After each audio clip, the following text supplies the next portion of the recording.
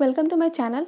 Today we'll discuss about ozone layer and how ozone is formed in this environment. So let's begin the topic. Ozone is a pale blue gas with a pungent chlorine-like smell. ये blue color का gas होता है जिसका smell chlorine के जैसा होता है. It is highly reactive gas composed of 3 oxygen molecules. ये बहुत ही reactive gas होता है और जिसके पास 3 oxygen molecule present होते हैं जिसका formula होता है O3.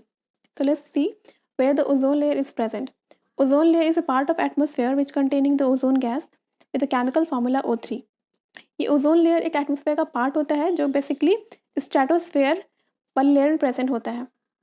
As we can see in this diagram, these are the various layers of atmosphere.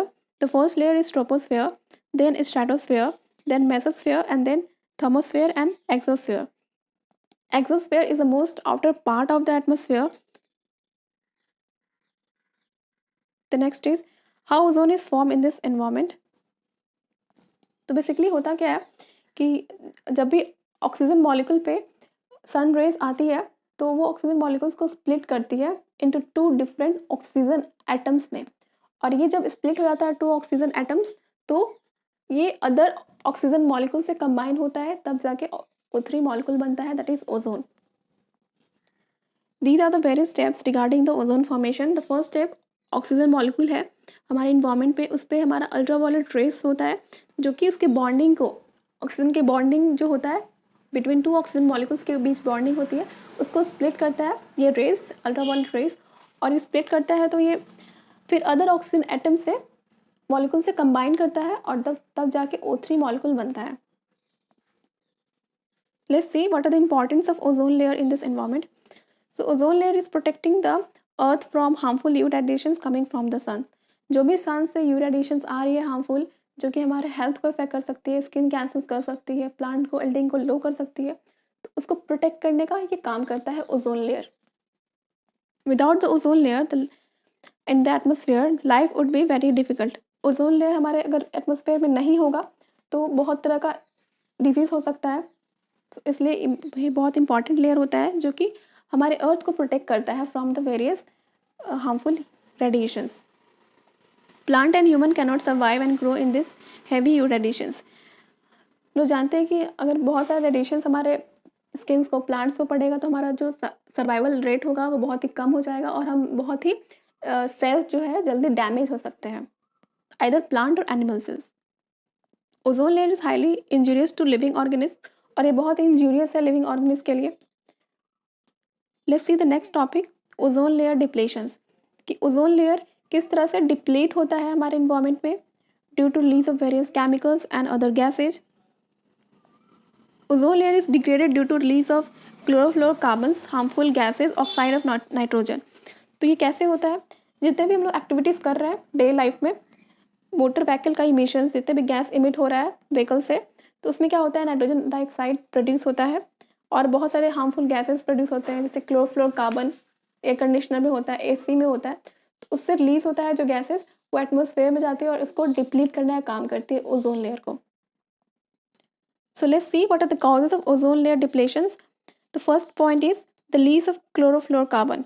जो क्लोरोफ्लोरोकार्बन है वो एक मेन रीज़न है ओजोन लेयर डिप्लेशन का. The release of oxide of nitrogen. ये जो ऑक्साइड ऑफ नाइट्रोजन है ये बेसिकली मोटर व्हीकल से इमिट होता है जो कि ओजोन लेयर को डिप्लीट करने का काम करती है. द रिलीज ऑफ हाइड्रोक्लोरोफ्लोरोकार्बन, ये भी एक केमिकल है जो कि ओजोन लेयर को डिप्लीट करने का काम करती है.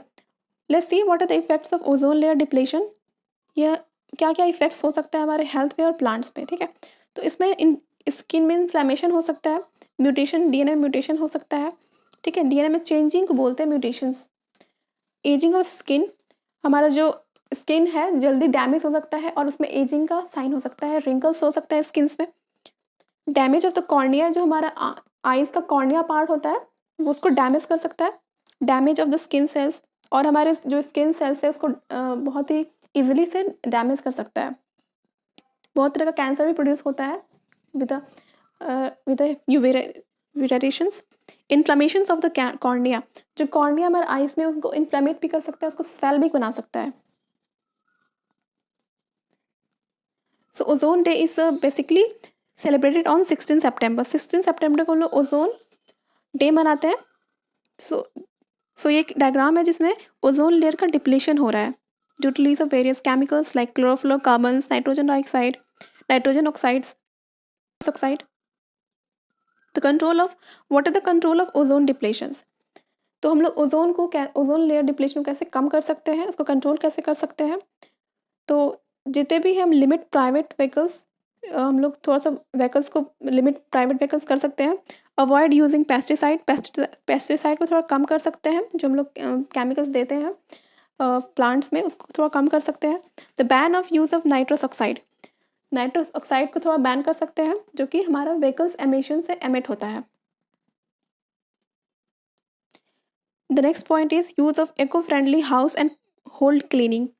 Fourth point is use of compost fertiliser. Compost fertiliser को हम लोग क्रिएट कर सकते हैं और तब हमारे जो भी लैंड में है उसको दे सकते हैं। मतलब जितना भी केमिकल्स वाली चीज़ है उसको कम यूज़ करना है, और जितने भी ऑर्गेनिक चीज़ है जो कि हम लोग खुद घर में भी बना सकते हैं by decomposing the waste material of vegetables and other things, उससे हम लोग क्रिएट कर सकते हैं compost fertiliser. Reducing the air pollution को कम कर सकते हैं by the reducing the vehicle emissions.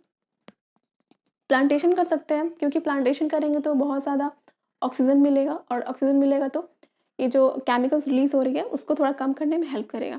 सो ये था हमारा आज का टॉपिक। आई होप आप लोगों को पसंद आया होगा। Thank you for watching this video.